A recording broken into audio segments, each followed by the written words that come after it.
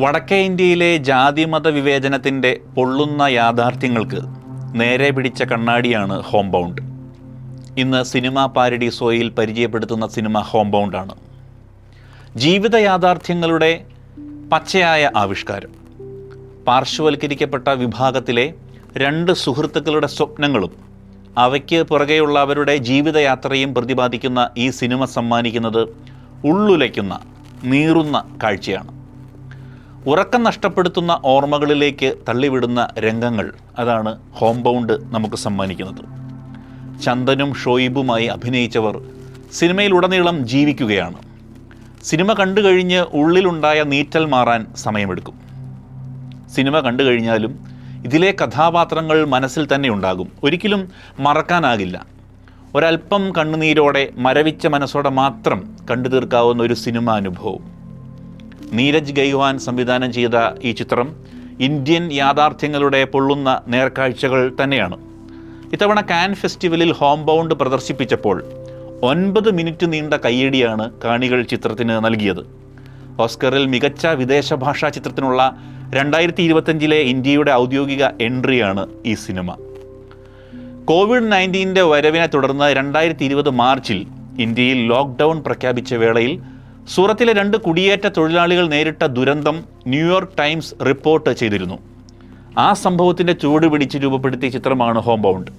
ഉത്തർപ്രദേശിലെ ഒരു ഗ്രാമത്തിലെ അയൽവാസികളും ബാല്യകാല സുഹൃത്തുക്കളുമായ ഒരു മുസ്ലിം യുവാവിൻ്റെയും ദളിത് യുവാവിൻ്റെയും സ്നേഹബന്ധത്തിലൂടെയും അതിജീവന പോരാട്ടത്തിലൂടെയുമാണ് കഥ വികസിക്കുന്നത്. വടക്കേ ഇന്ത്യൻ ഗ്രാമങ്ങളിലെ തൊഴിലില്ലായ്മ, ജാതി സ്പർദ്ധ, അകാരണമായ ഇസ്ലാമോഫോബിയ ഇതൊക്കെ വളരെ സൂക്ഷ്മമായ വിധത്തിൽ ചിത്രം കൈകാര്യം ചെയ്യുന്നുണ്ട്. കോവിഡിൻ്റെ പേരിൽ ദേശീയ തലത്തിൽ ഒരു മുന്നറിയിപ്പുമില്ലാതെ നടപ്പാക്കിയ ലോക്ക്ഡൗൺ ഇന്ത്യയിലെ ലക്ഷക്കണക്കിന് കുടിയേറ്റ തൊഴിലാളികളുടെ മേൽ ഇടിമിന്നൽ പോലെയാണ് പതിച്ചത്. വെള്ളവും ഭക്ഷണവും ആശ്രയവുമില്ലാതെ സ്വന്തം വീടുകളിൽ നിന്ന് ആയിരക്കണക്കിന് കിലോമീറ്റർ അകലെ അകപ്പെട്ട ആ നിസ്സഹായരുടെ പ്രതിനിധികളായി ദുരന്തം ഏറ്റുവാങ്ങാനായിരുന്നു ആ യുവാക്കളുടെയും വിധി. കണ്ണു നനയാതെ ഈ ചിത്രം കണ്ടു തീർക്കാൻ നമുക്ക് സാധിക്കില്ല. സിനിമയിലെ പല ചെറിയ സീനുകളിൽ കൂടി സമകാലിക ഇന്ത്യയുടെ നേർചിത്രം ധൈര്യപൂർവ്വം വരച്ചു കാട്ടുന്നു സംവിധായകൻ.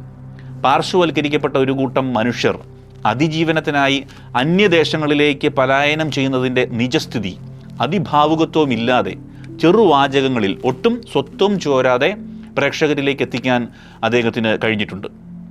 കോവിഡ് മഹാമാരി എങ്ങനെയാണോ മനുഷ്യരെ ശ്വാസം മുട്ടിച്ചത്, അതേ അളവിൽ മനുഷ്യരെ ശ്വാസം മുട്ടിക്കുന്ന ചികിത്സയില്ലാത്ത വൈറസാണ് വിവേചനവും വർഗീയതയും എന്നൊരു സന്ദേശം കൂടി ഈ ചിത്രം മുന്നോട്ട് വയ്ക്കുന്നുണ്ട്. ചിത്രത്തിന് പിന്നണിയിൽ പ്രവർത്തിച്ച എല്ലാവരും അവരവരുടെ ഭാഗം മികവുറ്റതാക്കി മാറ്റി. ഓരോ ഇന്ത്യക്കാരനും കാണേണ്ട ഒരു മികച്ച സിനിമ. ഇത് കണ്ടില്ലെങ്കിൽ നിങ്ങളൊരു മികച്ച കലാസൃഷ്ടിയായിരിക്കും നഷ്ടപ്പെടുത്തുന്നത്. നീരജ് ഗൈവാൻ സംവിധാനം ചെയ്ത ഹോം ബൗണ്ട് എന്ന Indian cinema Academy Award best international feature film കാറ്റഗറിയിൽ ഷോർട്ട് ലിസ്റ്റ് ചെയ്യപ്പെട്ടിട്ടുണ്ട്. ഹോം ബൗണ്ടിൻ്റെ രാഷ്ട്രീയം ഓസ്കറിൽ പ്രതിഫലിക്കട്ടെ.